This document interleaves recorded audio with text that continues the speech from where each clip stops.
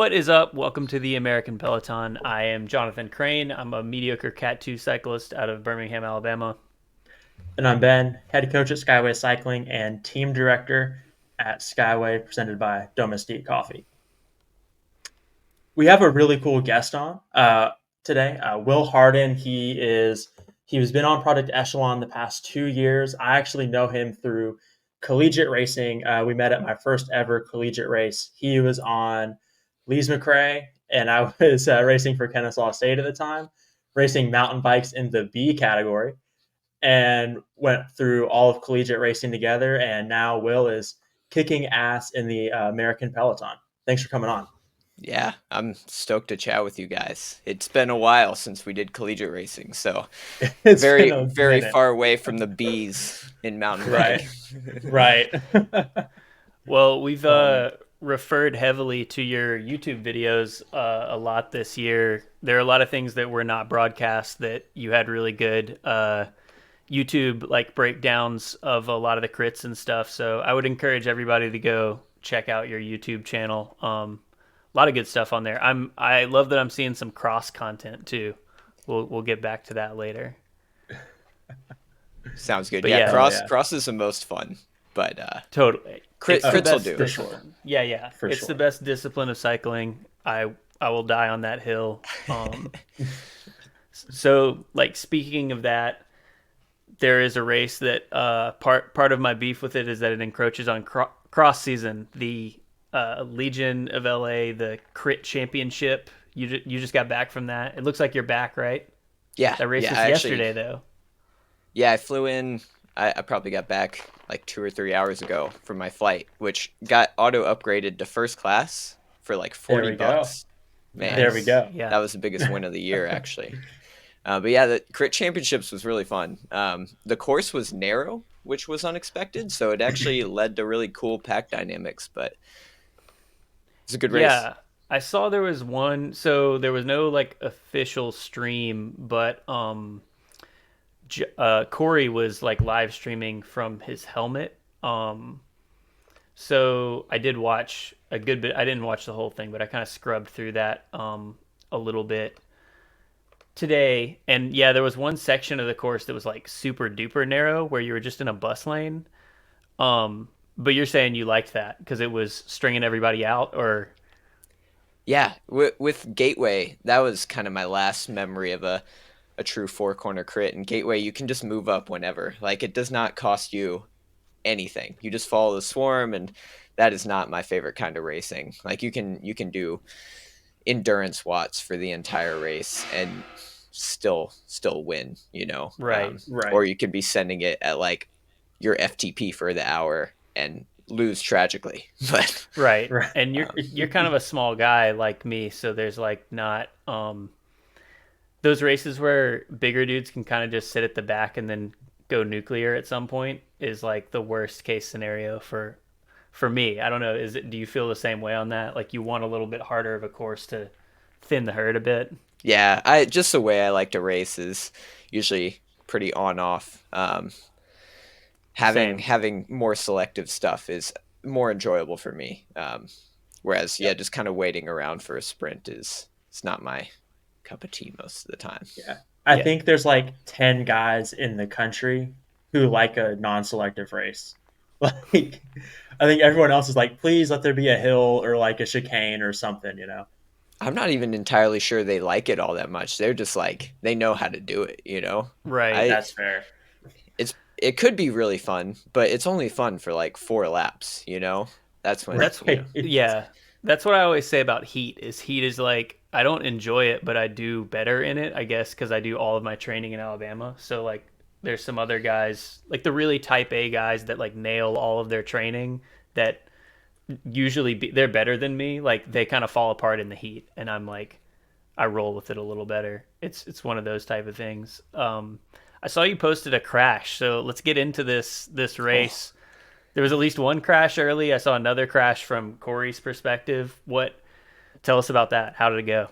yeah, that first crash was so point sprints every 12 laps, and then those go towards a team competition at the end. So 12 laps in, halfway through, 12 laps to go, and a race. All those points go together to give you a team competition. So they're actually, and there's an individual competition as well. So a lot of smaller races inside the race to make the dynamics a little more exciting. And it did, because the first point sprint, some dude on, I think it was like the Denver team that Legion had elected, which is like 5'2", 80.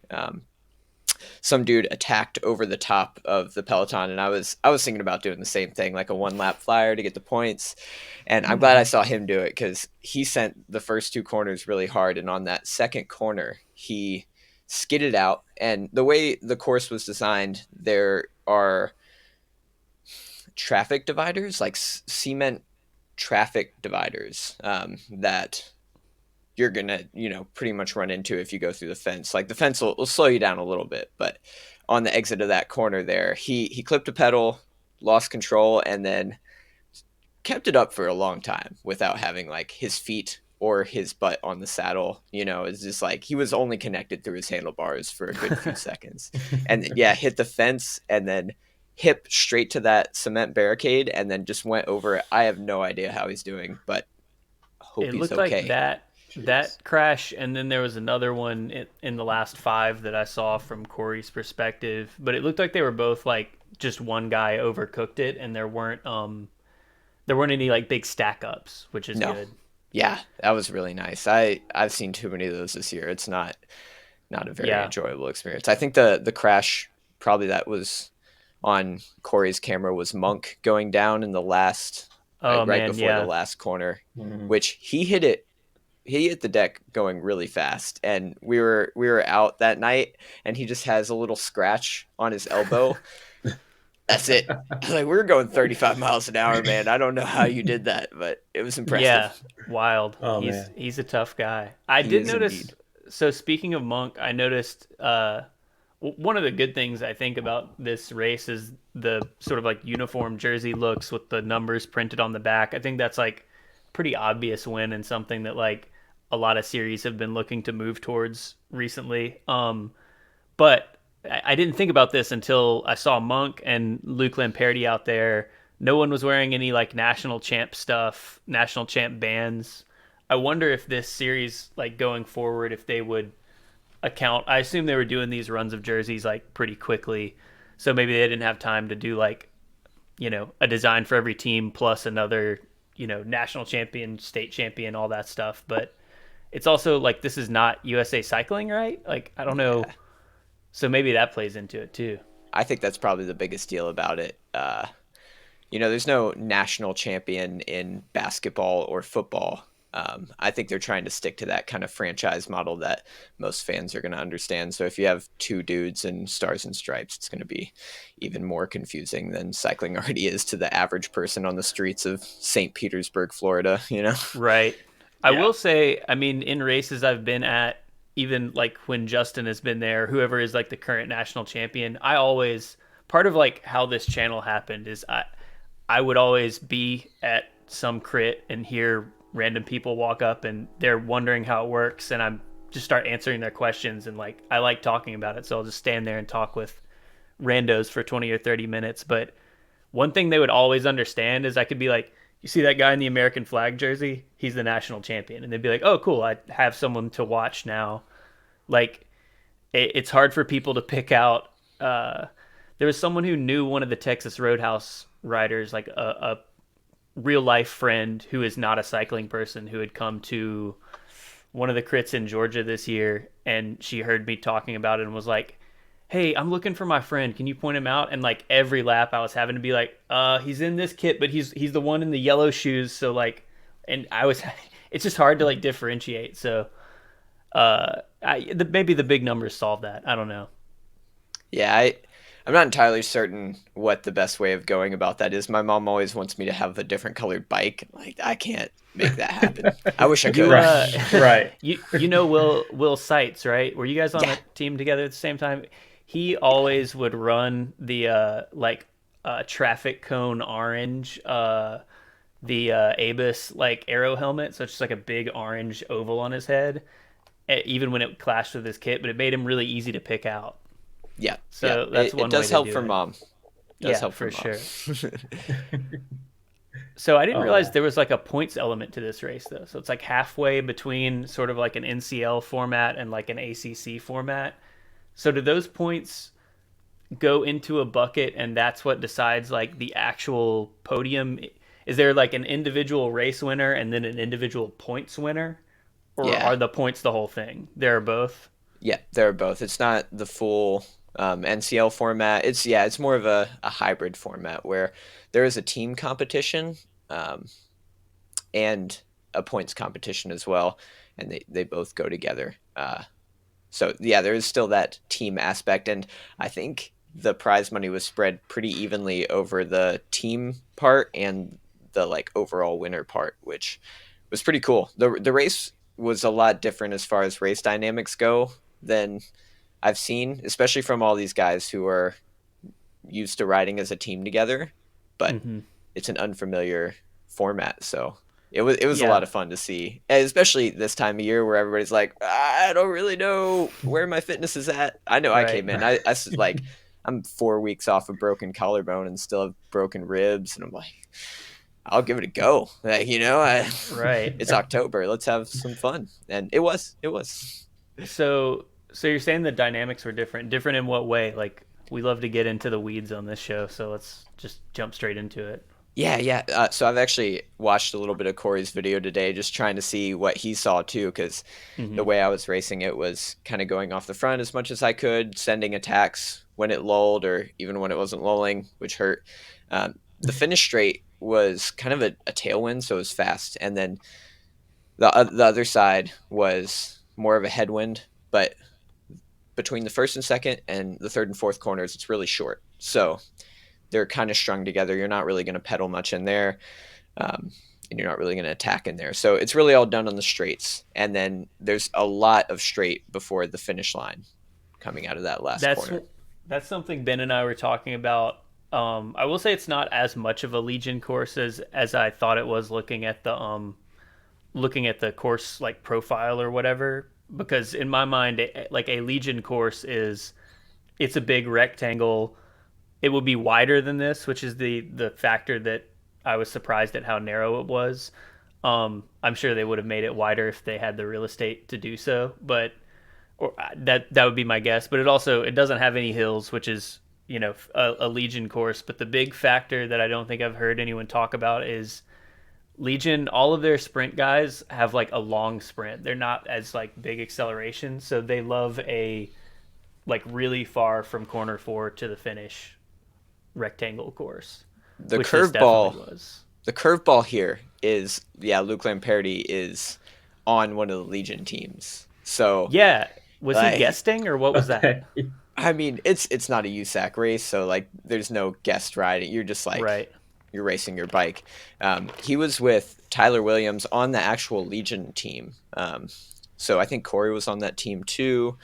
Um, yeah, I don't entirely remember how they split it up, but they had like the Dream team as well, which was like essentially the other component of Legion. So Carpenter and um, Justin were on that team, and Alec Cohen were on that team, and Kyle Murphy, and they actually did race against each other, which I thought was fun. But and Eder was on the Legion team as well. They were both super strong teams. Every team in this race was strong enough to compete and actually have a presence, which doesn't happen in most races. The Yeah. fact of it being invitational really like cuts out the randos who are racing on their own because you all have a team and it's equal size. Right. And I think that actually makes the racing a lot safer in a way where you can predict the strategy a lot more, and you can see, because the jerseys are such different colors, what teams are in the breakaway. Like there's no jersey that looks the same, and it's a lot Yeah. less Yeah. confusion. And we didn't even have radios, so I Right. wasn't confused for most of the race. Like I just knew where my guys were and who were in the break, which is really cool, and kind of a clean way of racing, like a pure way of racing rather. um, but yeah, because everybody had a team, the dynamics was awesome. Like people would attack, and then you'd see a different color and just go for it. It felt very pure in like the essence of racing, which I didn't come into this race expecting. I kind of expected, kind of a Legion race where kind of what the Lions Den was, but I honestly do think that the course, they were fine with it too. Like I think they all enjoyed racing on the course, because 60 guys on a narrow course is a lot different than 150 guys on a narrow course. So Yeah, for I sure. think the big field sizes definitely contributed to a lot of those pileups we were talking about earlier. Like there were a lot of races that were oversold, I think, versus what those courses could hold capacity wise. Yeah. And it's funny, and when you were talking about that, you kind of backed up something I've been saying all season long with the big field sizes, is that if it's going to be like a pro race, like your ACC pro race, or like you should have to be on like an ACC team to get in. Like you can't be like a random Cat 1, because then you're really only at 80 guys, which makes that race Right. a whole lot safer with like actual teams. And then instead of doing a 2-3, you do a 1-2 and a 3-4, and that would make the racing a lot more safe. So it's interesting to hear you kind of say something along those lines as well. That's a yeah, take that you're definitely been gonna get some flack from guys that I race with all the time, but not me, because a lot of those guys want to just pop in and do like one ACC race a year or whatever. But I I They actually can, want those races to be like, I want those guys to not be allowed to do that, because yeah. then my fields are better in the whatever Mm-hmm. the 1-2 that is non-pro. Like I want all those guys who are like jobbers, and like that's the level, you know. And there needs to be a cleaner split, because too many people like want to fool around in the big race. And in my mind, it's like I Yep. get plenty of opportunities to like race, you know, Ty Magner and like a lot of these guys, but you just go to the local race, and Yep. that's, you're actually going to be able to be a factor there too, because you're not just going to get blown out the back immediately or like Yeah. crash someone else because you're in the way. yeah. And sorry. I And if you want to come for me on that statement, you all know where to find me. All my profiles are public. I'm happy to have the conversation because I'm right and you all know it. And sorry, go Yeah, ahead, do Will. it in the comments. Yeah. I really do think there's like a place for that to happen. I wouldn't want all races to be in that format. Like I would still want to race with budding Cat 1s, because a lot of those Right. guys are super strong. You know, you got Right. Yeah. a bunch of dudes. I mean, even Luke Lamperti's young, you know? Yeah. Hmm. It takes time to go up through those ranks. And if you don't have connections to get a guest ride on a team, it's like there's only so many ways you can actually make an impact on the sport. But Yeah. yeah, I think for certain things, having that invitational format is really cool, especially Yeah. when there's like more money on the line. I think that's when it becomes more of a haymaker situation, Right. which Yeah. is kind of like the old days of racing, where there's like 100K prize and you've got 200 dudes racing in downtown Charlotte or whatever. You know, it's like, Hmm. well, Yeah. this Yeah. is going to be bad at some Yeah. point. Right. Yeah, I think the way to like split the hairs there is like, if it's one of these big series races, that's where Mm-hmm. it's you know, divided. But then if it's like Yep. a Snake Alley or something that's like a high level race, but it's a one off, those are the ones where like, you know, these kind of like rando Cat 1s, you know, that's your shot. Get in there and mix it up and show yourself, but also get out of Exactly. the way when it's time for Tulsa. Let's like not stack, you know, 20 guys in every corner. I think that's just Tulsa, actually. That's what you You signed think up that's for. Yeah. unavoidable Not that I've ever been, because I, for that haven't been reason? allowed to. Yeah, probably for that Yeah. reason. That might be wise. Yeah, no, I've never been either, but I always follow it. And every time I've thought about doing it, then I find a video of the two race and see a bunch of guys I know like breaking their collarbones and go like, yeah, I probably would have been right behind him. So it's for the best, I guess. It's legendary now, though. It's almost. I mean, I guess it has been legendary for a long time with Yeah, Crybaby Hill and stuff, but It's the now we have crucible. content. Yeah, Yeah, and it's kind of overtaking Athens as the Super Bowl of crits too, which is scary to think about because Athens is near and dear to our hearts, being in the southeast. But yeah, Tulsa's becoming the crit. I would agree with that. There are certain teams trying to make it the crit, and I don't disagree with their motivations to make it the crit, because it seems like a pretty easy one to, you know, get content out of. Yeah. I mean, there's Right. a lot of different types of racing in that, but It's I also would just not a want to do Blue thing. Dome.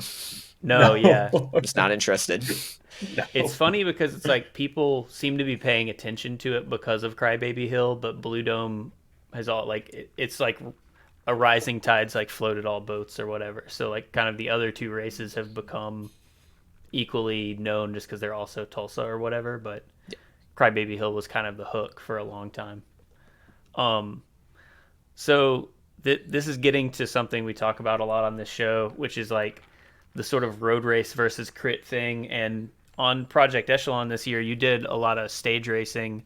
Do you like prefer stage racing? Do you prefer crits, or are you kind of just like wherever there's a good race? Like I kind of don't care what it is. I'm kind of shifting now that I've done some YouTube videos at Intelli. I'm like, I don't even know how to approach making content for a road race. Although I think I prefer racing road races just from the raw, you have to train a lot more Mm-hmm. thing of it, and you're kind of pushing the human body and the bicycle to the limit of what it can do as far as being an endurance sport. Uh, Not that Right. a 70-minute race isn't an endurance effort. It's just obviously very different. So I would, if I could choose that all the races were road races or crits, I would probably not choose either. Like I like the mix of things, but road races are a lot of fun too. I wouldn't want them to go extinct for sure. Yeah, it's definitely tough Mhm. to. There are a lot of road races that we've done as a team where I've thought I had something and then it's like, oh no, my GoPro died, so I got everything up to the end, or I turned it on and off at the wrong times, so I have it's just hard to like. There's so much stuff, and the things that matter are like long and drawn out. It's kind of like gravel in that way. I think we may be like reaching the peak gravel content era because you can only do the like I'm eating pancakes for breakfast and like there's a lot of like it's hard to tell the story of the Mhm. race in a gravel race, and like that's what is you can go to the same race year after year, and if you can talk about the minutia of the race, that's always going to be different, but the stuff around it, which is like what a lot of gravel content has been, is often going to be pretty samey. Yeah, But road absolutely. I races think are the same way. Dylan Johnson just did some sort of interview or something where he was talking about how he tries to get content from gravel races, and he just has his camera set on a 20-second cutoff. So he'll hit the button, records for 20 seconds, done. And like he'll keep doing that. But I was racing a gravel race with him earlier this year and like saw him hit the button. I was like, oh, well, he's Here obviously goes. attacking into this Yeah. section. I was like, that is the most modern, weirdest tell I've ever seen in a bike Yeah. race. And Right. I told him that after, and he was like, I didn't think of it like that. I didn't know anybody Yeah. was going to see that, but it's What? funny, and it seems like a good tactic for those longer races. Yeah. Yeah, that's a good way to go, but the GoPro beep is a little bit of a giveaway. That's It is indeed. that's good. It is indeed. I've heard the vegan cyclist. What is his name? Might be Tyler. Tyler. Tyler. Yeah. Yeah. Yeah. He's kind of said if the guys in gravel had the ability to create content like he creates, it would just be huge. Like if Keegan could carry that many GoPros, or rather if they like strap GoPros on like they do in the tour, where they could just get like everybody's got a GoPro so it's equal, and then it comes on at certain intervals so you get some sort of race footage. Yeah, I Yeah. think that would be really cool. Although I'm not entirely sold on racing gravel. I think they're cool rides, but I've Same. had Yeah. more Yeah. dangerous situations in gravel races than crits, which is surprising to me. The first, Right. the honestly, some of the sketchiest racing I've ever done is like the neutral section of a gravel race, where Hmm. everybody's like butting right up to the car and pushing each other into the dirt on the sides of the paved road, and like it's you can mess that up pretty easy until things thin out. Yeah. It's pretty hairy, and some of those courses are like, you're going 35 down and there's a washout that you can't see. Like that's, I don't know. I've seen some Yeah. stuff for sure. That's I'm with exactly you. how I broke my Yeah. collarbone. There was just a Oh, really? washout, and it was like over the bars Yeah. at 25 miles an hour, straight to my head and Yep. back. It's like, well, Yeah. There you go. glad I'm not in the middle of nowhere, Yeah. Nebraska, right? Yeah. Right. Yeah. There's like this mutually assured destruction in road racing and crits that everyone kind of signs on to. And in gravel, that doesn't exist because you have a lot of folks who did not grow up racing gravel, or people. It's like the proving ground. So people are more likely, or like more willing to take high level risks because that's where the money is right now. And Yeah, it's less. It's more. You're more likely to go down not because you like weren't protecting your front wheel, but because like you just couldn't see something and you were going really Yeah. fast, and it's like there was just a log on the line that you thought was going to be clean around the corner or whatever. It's like a it little bit more feels random. so, yeah, so unpredictable in not a skill-based way, but Yeah. at the same time it probably is because Keegan doesn't do that random stuff most of the time. So it's like, what Yeah, is he doing that we don't know? Like, how does he just must be scouting the courses more or has better skill? But like, I think some of it is that he it's like crazy. trains. He trains. If I think, I mean, from what I know, he trains on his mountain bike a ton. So I think some of it is like he has an innate sense of like uh, how those roads break down and like how the water. And I don't know if that stuff is even like front of mind, but he's just if you're doing it all the time, you start to learn like if the corner is on camber, I'm gonna go a little farther outside because the ruts are gonna be at the bottom, and you start to kind of like know where it's gonna be washboardy or whatever. And I don't know if that's conscious, but it's like it's kind of the same thing as guys who like grow up racing BMX and then they're like insane cross racers when they're 20 because they have all that body English stuff like hard coded in their Mm-hmm. brains. Yeah, that makes Yeah. sense. I had never thought of it that way. It's mountain bikes are so much faster, and like on gravel, you are dealing with those high speed maneuvers, whereas like cyclocross, you're never going high enough speed to need that Right. particular time. Yeah, that's It's a a good different breakdown of skill it. set. Yeah. Yeah. So I guess the answer is like we all have to do whatever like 25, 30-hour weeks on our mountain bikes, and that's that's how we get there to the Keegan level. It is a good Yeah. type of bike. I mean, I'll buy in. I'll ride my mountain bike. Yeah. Mountain bike intervals are harder because your power is naturally lower. So if I've you're riding true to FTP, you're doing a lot more work. I've never put a power meter on a mountain bike, but I'm sure it would make me sad in a lot of ways. It's it's like 20 to 30 watts lower average. And then if you're like actually doing intervals like on not just a climb, you have to work so much harder to hit your power target. It's ridiculous. That makes me sad. Just hearing about it. I'm not putting a power meter on my mountain bike. It's not happening. It's soul crushing. Don't do it. No, no. It's It's like like riding. cyclocross. You're like, that was not a lot of power, but that was a lot of heartbeats all in that 1 hour. See, I've Yeah. never put a power meter on a cross bike for that reason. I know it would bum me out. It does. It does. So, are you racing some cross this year? I know it looks like you raced a bunch last year or year before last.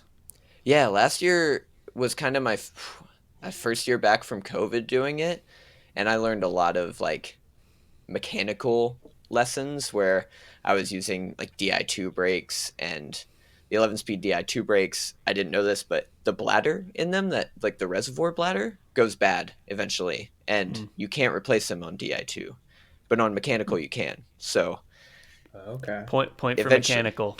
yeah, eventually they go bad, and then you just don't have brakes 60 minutes in. So like the last 2 laps of cross races, I was like dealing with one brake on one bike and then like the other brake on the other bike. And I also had a single speed pit bike. It was like, but both years I've gotten like a small bit of support from Project Echelon. And then this year we were working with a local team called Velocia Sport 2. And Cade Bickmore and Zoe were like doing the first part of the cross season. So we did like UCI cross season in the US is like all condensed and it's already over, and Right. Yeah. Belgian cross hasn't even started, which is nuts. So breaking my collarbone, I was pretty much done with cross. So now I can get started again. And I did a race last weekend and it went as expected. Having just gotten a collarbone surgery, I ended up Yep. taking like 2 shots of Fireball in the last 3 laps of the cross race. It's like, well, I'm not getting out of fifth place, so might as well have fun with it. There we And go. you can't do And that in a crit. and the level at the NCCX races is like sneaky high. Like I did a few of those, and my God, it's like all it's people you've never heard of, and they're all hitters. Yeah, yeah. Travis Liverman and I were just like going head to head the whole time last year. He would always beat me. I'm like, man, I got to learn this somehow. And then I beat him in like Right. one race. It's like, sweet. See, There you're we go. listing all the things. This is a good pitch for cross, which I saw you had a video that was like telling everybody to race cross. I'm always telling everybody to race cross.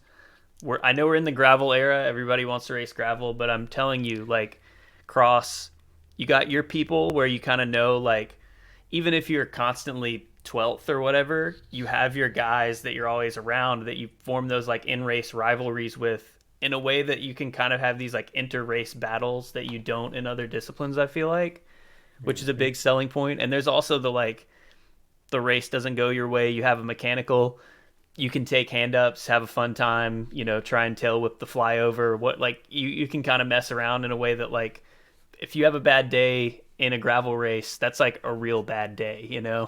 Like it doesn't it doesn't become more fun once you have a massive mechanical and you're off the back. It becomes like a whatever 5-hour time trial or You something. still have to grind 110 miles out on your own.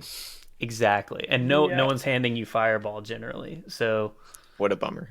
yeah, there's a lot of ups. There's also just the fact that like it's basically forcing you to do really high anaerobic intervals and also skills work at the same time, which I think like everyone can benefit from. So Especially in the off season when you're not going to be doing that normally in training. It's just like you don't have to put a lot of stake in it, but it's going to progress you as a rider for next year in all yeah, likelihood if you don't get burned out on it, because that is a possibility. It's sure. gotta watch out for that.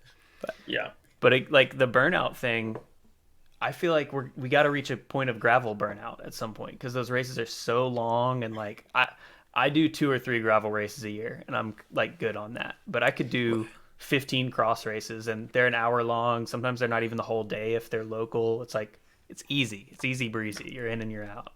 I mean, even Yeah. like road racing and crits, you can do. I've probably done 80 races this year with crits, road races, and cross, and it's like not a big deal. But I do Yeah. the 150-mile gravel race in North Carolina. I'm like, I'm gonna need a break for a while actually on that one. Yeah. But Yeah. And those are like you said, they're fun rides and they're worth doing to like get out to some places that are like a cool epic ride or whatever, but like I just don't know about that being like my main racing. I'm a little skeptical on the like, gravel is the big thing and gravel's got to be your focus. Like that sounds miserable to me. I want to have Yeah. fun at gravel races and then go wide open at the local cross races with the same guys I'm, bumping heads with all the time. I Yeah. think there's a place for all of them. I wish USAC or some governing body would get into gravel, and then I would. Well, actually, I guess the race that I broke my collarbone is was USAC, so Was that had some gravel? event insurance, so that was nice, and there was separated fields. I like that kind of thing, but it'll Was that gravel progress. nationals? Yeah, that was a Nice. hard one. Yeah, Yeah. that was a stacked field. I didn't realize that was where your collarbone thing had happened. Yeah, like 25 miles in, man. Oh my So much God. race to go. Yeah, Oh, like I that's said, that's a miserable. rough. See, that happens at the cross race. You just kind of roll under the tape, and someone hands you a donut, and someone makes you a sling. Like, it's there are advantages for sure. There are Yeah. indeed. There are indeed. Oh, man. So, all right, you Project Echelon. You've been on them for the past 2 years, right? 22 and 23 seasons, or Uh, longer than that. I think it's 3 years now. Okay, I did like 1 year of guest riding. I wouldn't have been on the roster, but like I did gotcha, from team camp on with them. It was like you're gotcha. on the council, but you're not a master. That kind of thing. I Yeah. see. Okay. Yeah. So, how did you get linked up with those guys? Because they've kind of been the top stage racing team in the country the past couple of years. Yeah. So when I got linked up with them, what did they won? So Zach Gregg had just won like Tour of the Southern Highlands, Okay. and I think that was one of their bigger results. They had Zach Nair on, who's a massive e-racer. That dude is a weapon Yeah. on an indoor bike. And Zach Nair was on. I went to team camp with them in Fayetteville because like one of their managers. His name's Joe Carpasasi. He kind of helped run the Smart Stop team back in the day. He's from Winston, lives down the street from me, kind of has been in my life since I got into cycling. Yeah, one of the things where you just like know somebody and they know somebody and you just show up. Cycling kind of works like that, but I'm learning getting an actual job works like that in a lot of ways too. So That is Yeah. 100% true. yeah, Yeah. you got to know somebody. Mm-hmm. So Yeah. that's kind of how it happened. And then I went to Johnson City Omnium, which is it's called the Carter Carter County County now. Omni. Yeah. Yeah. Yeah.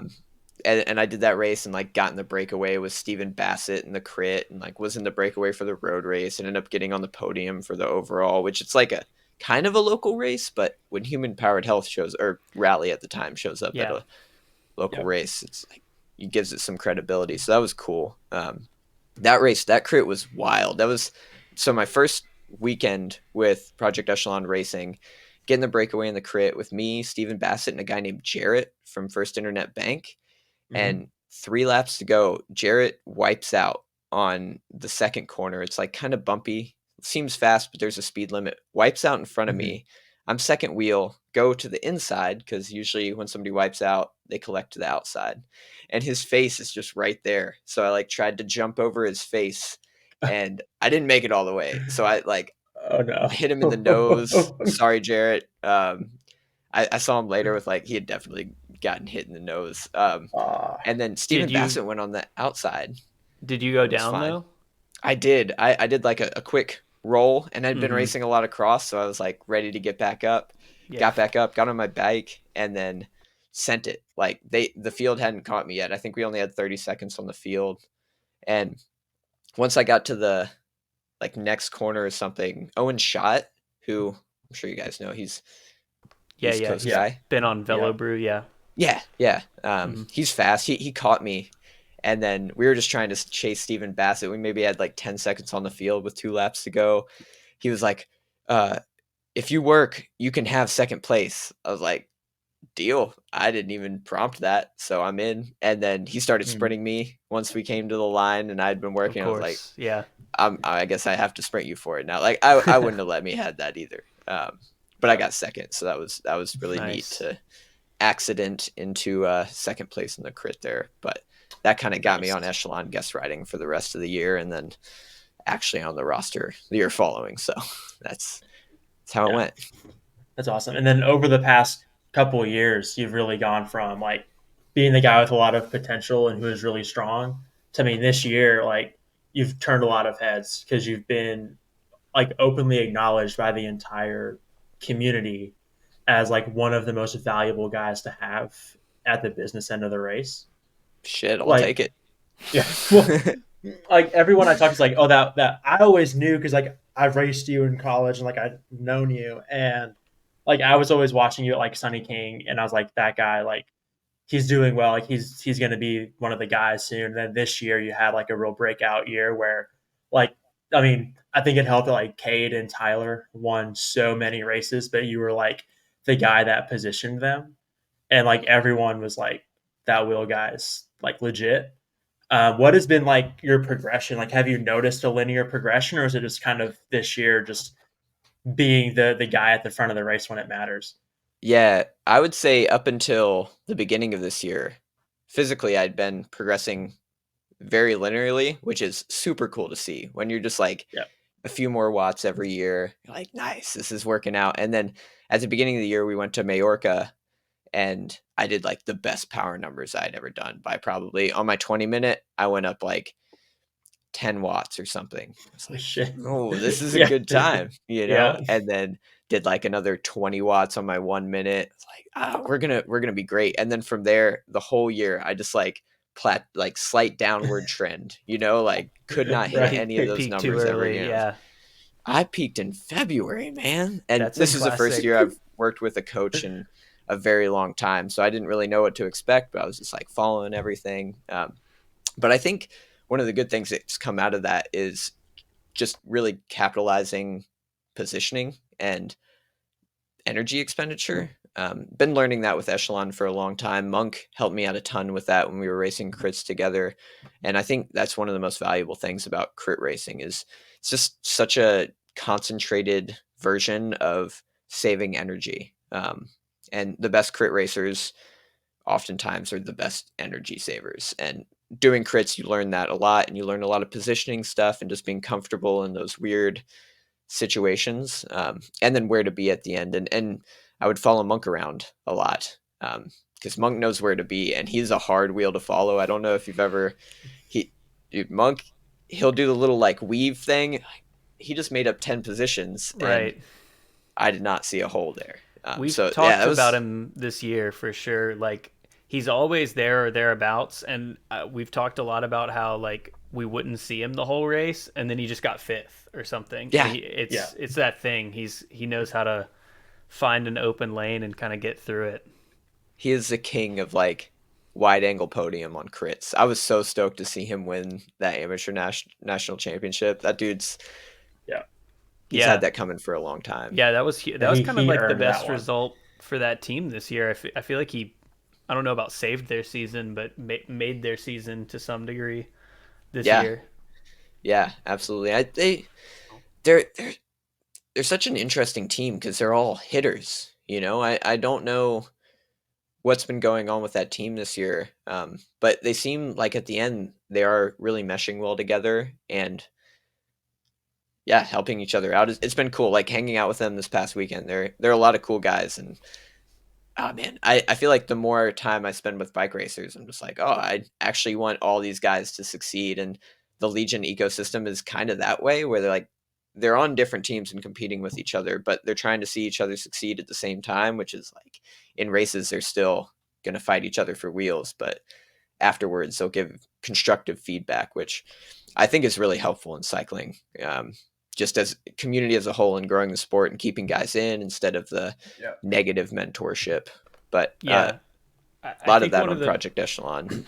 I think one of Yeah. the best things about that Legion ecosystem, and it's funny, I've put out a lot of videos, especially recently, where I get both people being like, you're not being hard enough on Legion. They should be banned from racing or whatever. I get that, and then I also get people being like, you just hate Legion and everything they do. You're gonna talk bad about them. So I feel like if I'm getting both sets of comments, I'm probably like pretty close to on the money. But one of the things I do like give them credit for, and the whole thing they built is like they are giving a lot of guys a more stable, and women a more stable, a lot of racers like a more stable, constructive place to race where they don't feel like they're fighting each other for the scraps as much. It seems like, and I don't know salaries or anything, but it does seem like there's a big benefit to the sport by like um a team like, it seems like more people, the old model, like if you've read Phil Guyman's first book, the old model was like you get a Francisco Mancebo and you pay him the whole budget, and then you get a bunch of Phil Guyman's for, they get $5,000 in their bike at the end of the season. And it seems like especially the Legion offshoot teams are more like most of the people are getting, they're like decently taken care of and feel like year to year they're going to continue to be. So I think that's probably like a big net positive Yeah, for the sport. absolutely. I think yeah, they do a good job lately of building like characters too, and one of the things that the NCL has been talking to me about, and one of their goals for this next year is kind of yeah to build the character of each of their athletes, which I think is super powerful in the Yeah. sport where like it's hard to know people just from their results or from watching them in races. Knowing what they want to do in a race and what actually happens is very different. Like I want to be able to sprint at the end of a race, but yeah, I'm probably pretty worn out by that point if everything's gone right. Right. Right, right. But It's yeah, it's important. yeah, it's interesting with like cycling. There's always been a certain anonymity to it, where like if you want to be a jerk and hide from the public and do whatever you want to do, like you can do that. But the guys who have always been really successful and the teams who have been really successful, like have always been able to create storylines around individual athletes. Like EF isn't necessarily the best on the race course, but they do a really good job of like building each athlete's brand, right? And I think it's cool to see like NCL being like, acknowledging that, being like, if we want to win some people over, we've got to like put the focus on the athletes and like tell their stories. Yeah, absolutely. I think that's pretty important in the world tour too, especially for American riders where like someone for example Luke Lamperti, I had a conversation. I don't remember if it was with Johnny Brown or Spencer Movinzada this weekend, but like Lamperti, for instance, I don't know all his results, and like I don't really know him that well as a person, but like Yeah. he's such a successful racer in the U.S. among others that are in the World Tour. I just like Hmm. wish there was access for us to know who they are, which other sports like Formula One have a really good way to do that, and even Yeah. like football and stuff. But Yeah. Yeah, And it's it's definitely tough to be racing at that level and then feel like you also. We talked about this with Chloe Hosking a little bit a couple of weeks ago, but to be like at that level and also be your own kind of like social media manager or like producing your own YouTube content and trying to like deal with a world tour schedule, like that's a big lift. So it's gonna have to be like NCL. It's gonna have to be like the team structures that acknowledge that that's important and like support the riders and kind of building those narratives. yeah, yeah, I mean, nobody else can do it. Like especially in American cycling, where like most of us do have other jobs. It's hard to also run a YouTube channel. Ask me mhm. Yeah, how I know. You know, like yeah, it's one Yeah, hundred right, percent. right. a lot all at once. Especially if you want consistency or like speed of uploading. It's just a lot of late nights. Yeah, Yeah. I've given up on that. I get Yeah, something good when I get something good, but yeah, right, right. Yeah. I'm not gonna You know, have everything tomorrow. and then it's as an athlete, you need your 8 to 10 hours of sleep. So then it's like, work your job or whatever, and then it's, oh, I have this like hour and a half block where I can like get some work done, and then it's inconsistent. So it's tough, and it's good to see that there's I think it's good to see there's more professionalization in the teams, and realizing that they need that in order to grow and like legitimize the racing that's been legitimate, but not necessarily from a public eye. You know. So that's a good transition, though. You mentioned NCL. We haven't actually like said this during the show, I don't think, but you're going to an NCL team next year, Miami Nights, right? Indeed, jumping on the NCL train. Nice. Yes. So we went to NCL Atlanta and had a good time. It's definitely we've been following it all year. Like with anything, there's a bit of growing pains, but I think the for us like the biggest shining light was that they were always kind of tweaking and like each iteration we said like oh they like fixed this or that issue with the broadcast or they've like changed the format in a way that's made it like they updated the points format a couple of times during the season and I thought all the changes were good. So still not like perfect, but it's you know it it showing the willingness to like make changes and kind of reevaluate every time. I mean, that's how you get good at cycling as well. So That Atlanta race was probably the most exciting bike race I've watched this year. Like certainly the most of all of them. unconventional Yeah. race. Yeah, Yeah. very Yeah. unconventional. So unpredictable, but in like a that makes sense why that happened kind of way. Yeah, totally. Yeah. Yeah, because we were talking about it with like the Fount and CCB girls like going off the front, and we were like, well, it doesn't make sense for either of these teams to chase that. So of course they're going to go off the front, and then that puts the onus on these smaller teams with less points, but they're not strong enough to drive the pace, or they're not motivated because they know they'll just get swallowed by Denver or Miami at the end Right. of it. And there's these really interesting dynamics with that going on the whole time, which was exciting.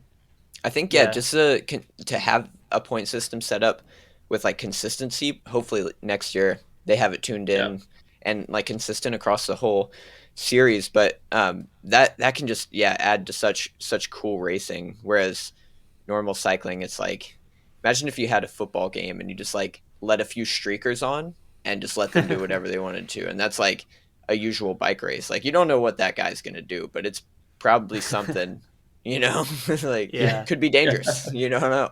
Yeah. Yeah. So And I don't know what you can or can't talk about, but do you have any details about like are we getting more NCL races next year? Do you know any cities it's going to or I have no real nothing? idea. I yeah, I don't. It's kind of like what race would know. Like what series Yeah, does the ACC know all their races or like the full schedule next year? I think it's kind of right. that idea where like they are race promoters still and like they are running a team still. So I wouldn't know anything on Echelon for next year either. Like, yeah, Sure. the ACC doesn't know, but I think their plan right now is to stick with those three and possible additions. But that's speculation on my part, probably as much Cool. as you could speculate. Yeah, Yeah. the fact that they're having those races and hopefully building on them is cool for me. I would love to race that Atlanta course, or even the Miami course seemed like a lot of fun too. Yeah. Yeah, the Atlanta course was really cool. I love those race car track courses that are really Yeah, grippy, but they have like 180s and stuff. Like that's my favorite local crit was a drag strip.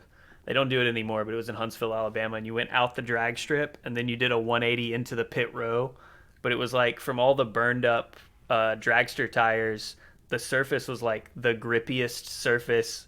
Like you could rail those 180s like leaned all the way over. It was so fun. But a car track just I don't know, it can be different. Different racing is fun. yeah, yeah. It really is. Car track racing, like go kart track racing, is so weird. It's a good mix up. Yeah, Yeah. that's been a theme of this show, I guess, is like there's some value in mixing it up, and I think maybe people take the like my gravel takes as like naysaying or whatever, but I'm not naysaying. I guess I'm just afraid of gravel swallowing everything else. I want to maintain some ability to kind of like diversify and do different things, and see I all of think these disciplines flourish. Yeah, I think gravel you can kind of look at similarly to like e-racing, where I don't think people realize how huge e-racing is for cycling. Like that, there's Hmm. actual money there and there's a huge amount of fans. And like, I don't know enough about it to tell you who the big players are. Like I erased for 2 years and I don't know who's in it now, and they changed the rules. It's like Swift Yeah, is moving to like a Mario Kart thing now where you have power ups and like obstacles to avoid. I think gravel can be like that where like we don't have to know everything about gravel racing and they don't have to know everything about us, but for different disciplines they can have, different fan bases and it can sure. cross over and they can Yeah, all thrive pretty well, I think. anything that's like bringing new people in. I've definitely met. So this channel basically started in 2020. I was like all tuned up and ready to rip for Birmingham Hammerfest. That was still an ACC or USA Crits at the time race, and that was the day that everything shut down and like then everything was done. So I had avoided Zwift like the plague, and I was like, I got all this fitness, I'm gonna do something with it. So I ended up doing like the Project Echelon stuff that they Yeah. did, and kind of got plugged in. But this YouTube channel basically started as like, I guess some people are listening as a podcast. This is also on my YouTube channel, but the YouTube channel started as me being like, I've raced in real life for I don't know almost 10 years now, and I'm trying to figure out how to like translate that to Zwift, and it's a different skill set and different people and different whatever different platforms, even the RGT as well at the time, which RIP, it's about to be done, but yeah, So sad. yeah, RIP. I had some good times on there. Did you do any of the Project Echelon stuff? That was actually a I did question I had. so many of them. I I did guess I like raced two you on full there. seasons. Yeah, you did. Yeah, I did a I'm remembering it now for sure. okay. Nice. Yeah, I remember when I saw Steven Vogel take that win at Armed Forces Cycling Classic. I was like, oh yeah, I remember that guy from Echelon Racing League, and it made Yeah. me feel better about getting spanked by those guys to be like, okay, he was like really that strong. Like, Yeah. there's always that question in e-racing is like, are those real power numbers or like what am I seeing? But I think especially with the Echelon League, like time has shown and like the quality of the guys they got in there, like everyone was very legit and good competition. Nair is Yeah, and still the out there for sure. verifications that they made you do on that, where you like weighed yourself and then like Yeah, calibrated scales and calibrated everything. I mean, to cheat that would actually be harder than to just normally cheat like they did back in the Lance days, I mean, it's like yeah, this is yeah. It's definitely interesting, and it's like another avenue that I enjoy from time to time still, and like hope to. I do think it brings a lot of people in though, like because I started in that world. Like I've had people come up to me at real life races and been like, "Yeah, I started doing Zwift like when you did, and that's how I know who you are." And now I'm here racing in real life, so that's become like a new pathway in for people. If we And could I'll tap, go go ahead. ahead. No, you go ahead. If we could tap into the Peloton bikers of the world to get them out to like crits, Yeah, there'd Yeah, be millions of fans. But like, just the amount of money that Peloton instructors make is wild. I don't know if you've ever looked at that, but I have it's a good not. time. You should look it up. I don't have any numbers for you right now, but it's more money than you think it is. I'm I gonna have look a it lot of up. friends who are not cycling people who do have Pelotons, and like occasionally I'll get one of those texts from someone that like you kind of know that's not a cyclist, and it's like, "Hey, what kind of pedals should I get?" And you're like, "What?" And they're like buying SPDs for their Peloton or whatever. Yep. I get Yeah, a lot of those. so I looked it up because I was curious. $500,000 a year. Yeah. For a That's Peloton instructor. insane. That is insane. Oh So my there's gosh! more money in Peloton than in Yeah, pro crit racing, probably just for like by being and large. attractive and doing online workouts all day, $500,000. It's Not a not bad a bad gig. gig. Not a bad gig at all. You have to be like a professional influencer at that point, though. Like you have to be Yeah, a personality. Yeah, I think the demands are more like mental and like branding and being able to have that like public facing persona than physical. But yeah. I don't know what's harder. Well, we're coming up on an hour here. Is there anything we haven't covered that you want to get to? I feel like we've been all over the map, We have been all over the map.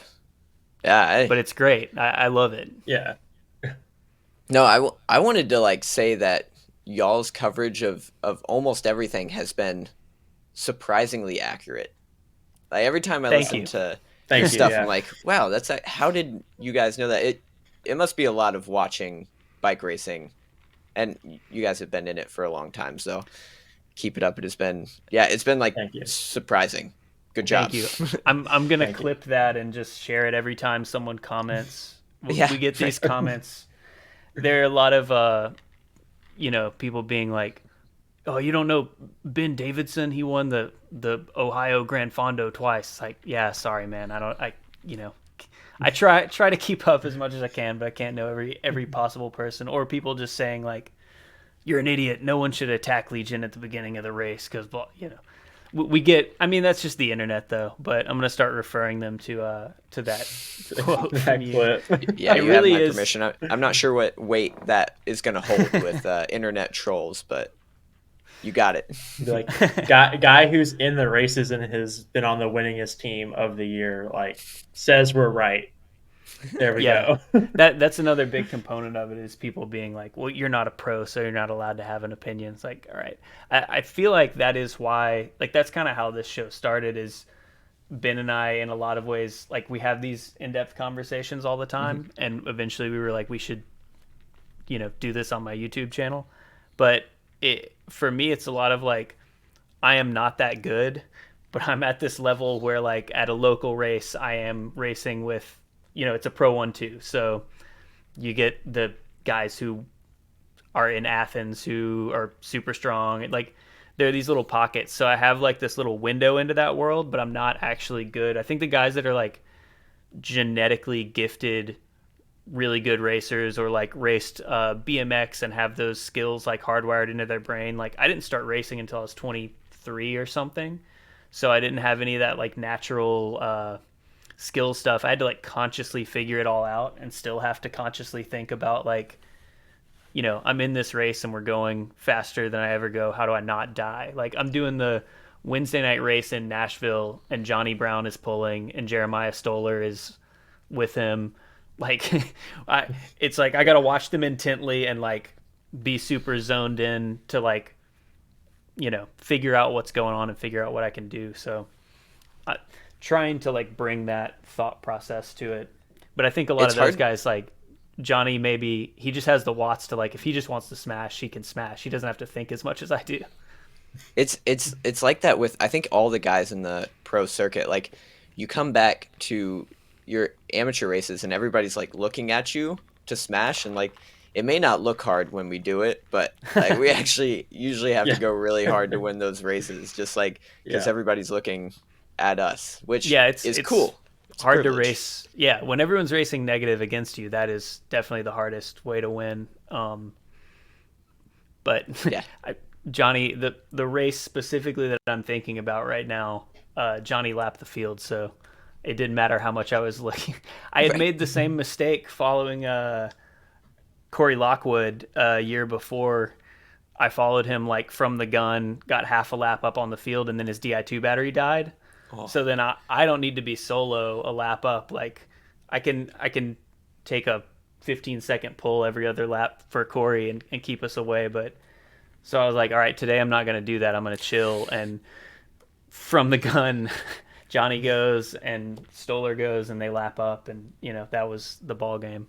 it is races are cool because regardless of the course, you can specifically crits stuff can happen like that. Like I got third at Winston-Salem Classic, and it was because I got a call up because I live here, and then I just clipped in and attacked immediately and brought like the right two guys with me who had the biggest teams. So it was like, of course we're Yeah, gonna stay away for the entire race. Yeah. But nobody was expecting that. And then right. this year I tried the same thing, and everybody was expecting it. So it's like it's going to change every time you do that race. Having a firm plan is not always going to be the best way to go. For sure. Yeah. But That's what I love about racing though. Like it is there are a lot of different things that can happen and there's no one way to do it and like it's fitness but there's also the tactical and skills component. The fact that it's so complicated makes it very addictive both as a fan and like to do it. yeah, yeah, I think the thing that I've been trying to do with the YouTube thing that like I didn't quite see in a lot of the media that we have in the US is like giving voice to what's going on in the race without being partial to things. So like saying this happened without casting shade on whoever did it. It's like this is a racing. Yeah. Almost all of it is racing incidents. Like Yeah, it may look like there's emotion involved most of the time, but usually it isn't. Like you're just racing hard, and then all of a sudden something happens, and then there's like a response. And like most of us in the field are not enemies with each other, which it's like fun to put that twist on it. Like yeah, we are in the race inherently fighting against each other, but like outside of the race, we're buds. Like we Yeah. probably all know each other and kind of know what they're going to do. And when we're complaining at each other, it's usually because we're buds. Yeah. Yeah, that's the thing. Like in a race, I've never had like an emotion other than I need to go harder. Like, so when people, like, it's always a racing incident, and like when someone crashes, you kind of look and you're like, "Oh, Hmm. sorry," and like you keep going because you're going 35 miles an hour. And I think a lot of folks who don't race a lot, like they may do their local crit or they don't race at all, they're just fans, don't realize that a lot of the things that are happening are like just reactions of reactions of reactions of reactions, and there's not that much intent behind a single decision being made. Yeah. everybody's on the limit and Yeah. you can make some bad decisions when you're on the limit. And the beginning categories, you'll go watch like American Crit on YouTube, and you're like, yeah, American Crit. Like I'm just gonna beat my head against the wall, and like there is that aspect sometimes, but like Yeah. for you to be yelling at people in your first race, tone it down, learn a little bit. There's Yeah. two sides to that, so For sure. I Well, I yeah, I appreciate I what you guys do with that because like we are humans. We're on bikes, but we're still humans. Like Yeah. thanks. Yeah, we're Yeah. definitely trying to like shed light on some more of the personalities and the intricacies and that's a perfect like place to end it because I wanted to close it on again the note of like everybody should go check out your YouTube channel if you want to get deep into the minutia of like what's going on those final laps. It's definitely been a good resource for us as we've been trying to follow along this season. Even a lot of the races that have a live stream, it's like great to see your perspective because a lot of times on the live stream we're missing things that are happening, 10 wheels, 15 wheels back, but those are actually affecting the race. You're seeing someone get in position, a crash that didn't get caught on the camera, like whatever it is. There's a lot of important stuff that you're highlighting, and I would encourage people who want to like learn about it. Your channel is one of the best places to do that. So everybody go check it out. Thanks for that. So before we close out, where can people find you? And like, is there anything you want to shout out? Oh, yeah. Got Instagram, got all the social medias except for TikTok because I don't get it yet. But We're all close to our 30s and like dudes, so of course. yeah, exactly. I've got no real shout outs. Be goofy to each other, be kind, but There we go. that's all I got. Awesome. All Well, right. thanks for coming on. Appreciate Yeah, having you, thank you and both. hope to see you out there on the NCL circuit next year. I'll be there. Yep. Awesome. Cool. Thanks. See you guys later. Appreciate it. Peace. Bye.